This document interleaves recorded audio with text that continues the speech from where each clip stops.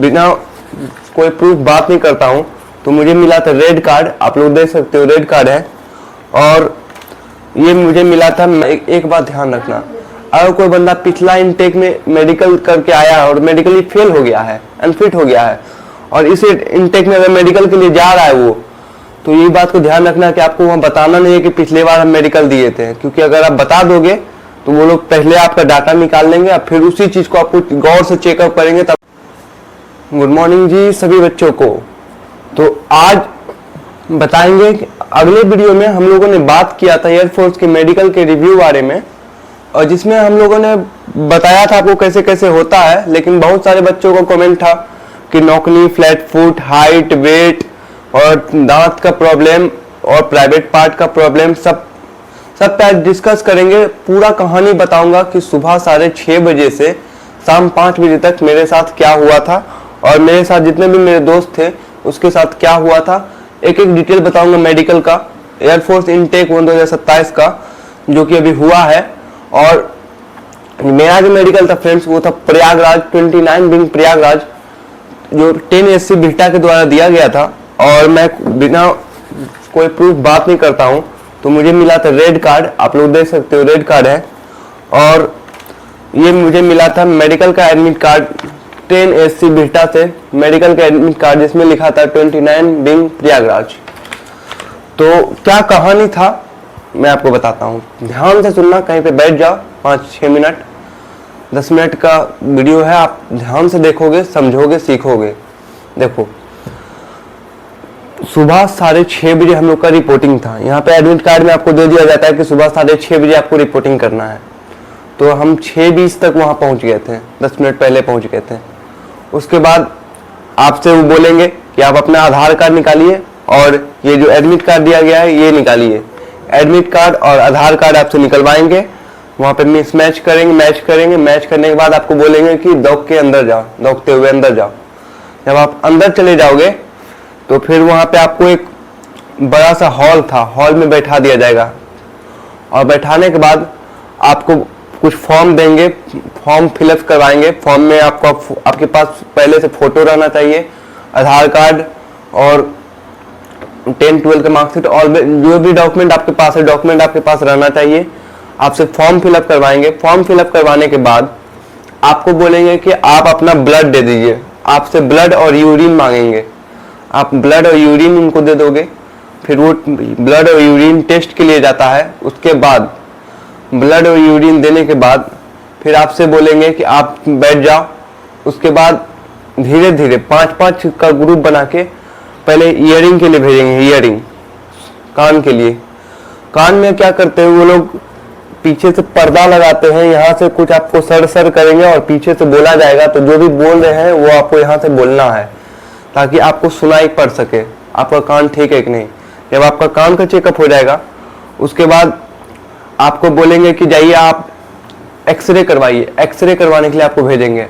तो पूरा आपका चेस्ट का एक्सरे होगा, इतना दूर एक्सरे होता है, चेस्ट का एक्सरे करवाएंगे। एक्सरे करवाने के बाद फिर वो बोलेंगे कि सब आके हॉल में बैठ जाओ। फिर वहाँ पे आपको बैठा दिया जाएगा। उसके बाद बोलेंगे कि आप लोग नाश्ता कर लीजिए। फिर नाश्ता आप लोग जैसे ही कर लोगे, देन उसके बाद बोलेंगे कि नाश्ता में आपको मीठा नहीं खाना है, क्योंकि नाश्ता के बाद दोबारा फिर से आपका ब्लड लिया जाएगा। दोबारा फिर से आपका ब्लड ले लिया जाएगा। उसके बाद आप लोग को बोलेंगे कि जाइए आप अपना दांत का चेकअप करवाइए। आपको दांत दिखाना है, आपका दांत देखेंगे। दांत में आपका पीला है, हल्का फुल्का चलेगा, लेकिन कोई भी दांत बाहर नहीं निकला हुआ होना चाहिए। क्योंकि मेरा ही एक दोस्त था, उसका दांत था बाहर निकला हुआ, तो उसको रीमेडिकल में पॉइंट दे दिया था कि आपको रीमेडिकल दिया गया है। दांत का भी पॉइंट देता है, आपका दांत बाहर नहीं होना चाहिए। और दांत चेकअप होने के बाद आपको फिर बोलेंगे कि जाइए अब आप ईसीजी करवाइए। आपका ईसीजी करने के लिए आपको भेजेंगे, बारी बारी से जाइए ईसीजी करवाइए। ईसीजी आराम से होने के बाद, और ईसीजी में खास प्रॉब्लम ये है, ईसीजी ना अगर 45 बंदे का मेडिकल है ना, तो उसमें से 40 बंदे को ईसीजी का प्रॉब्लम रहता ही रहता है। ईसीजी तो एक प्रसाद है, ईसीजी एक प्रसाद है जो हर बंदे को मिलना ही मिलना है। तो ईसीजी में क्या दिक्कत होता है कि ईसीजी हर बंदे को दे दिया जाता है ताकि आप रीमेडिकल का चक्कर बोकते रहिए। उन लोगों का क्या है, उन लोगों को तो कुछ जाता नहीं है। हमारा पैसा जा रहा है, हमारा सब कुछ मेहनत जा रहा है। उन लोगों का क्या, वो लोग तो चाहते हैं कि जितना तुमको बौखा सके बौखो तुम। तो आपसे ECG करवा दिया जाएगा। देन उसके बाद आपसे फिर बोला जाएगा कि आप लंच कर लीजिए। लंच करने के बाद फिर आपसे बोला जाएगा कि आप धीरे धीरे जाइए अपना प्राइवेट पार्ट चेक कराइए। और प्राइवेट पार्ट में कुछ नहीं, पर्दा लगा रहता है, बारी बारी से बस आपको हल्का से देखेंगे प्राइवेट पार्ट को, बस उसके बाद फिर आपको भेज दिया जाएगा। कोई उतना उसमें घबराने वाली बात नहीं है। एक बच्चे का कमेंट आया था कि प्राइवेट पार्ट में दिक्कत है, ये है वो है, तो मैं बता देता हूँ कि उतना प्राइवेट पार्ट से नहीं देखते हैं वो लोग। और देन उसके बाद प्राइवेट पार्ट चेकअप के बाद फिर आपको एक हॉल में ले जाया जाएगा। वहाँ पे आपको बॉडी का पूरा कपड़ा उतरवा दिया जाएगा। देन उसके बाद वहाँ पे बोलेंगे पुशअप करो, सिटअप्स करो। पुशअप आपको मारते रहना जब तक बोलेंगे नहीं।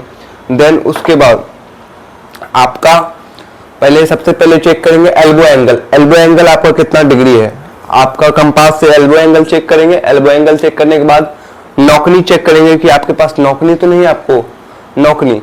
और फ्लैट फुट चेक करेंगे कि आपको फ्लैट फुट है कि नहीं है, क्योंकि एक बंदा था कि वहाँ पे थोड़ा गलत भी चेकअप होता है। अगर वहाँ पे आपका चेकअप गलत हुआ है तो आप री मेडिकल में जाके अपील कर सकते हो। क्योंकि एक बार क्या हुआ कि मेरा ही अगले बार चेस्ट मेजरमेंट वो लोग गलत कर लिए थे। मेरा 77 सेंटीमीटर पूरा हुआ था, 79 सेंटीमीटर था, और वहाँ पे वो लोग बता रहे थे कि 74 सेंटीमीटर है।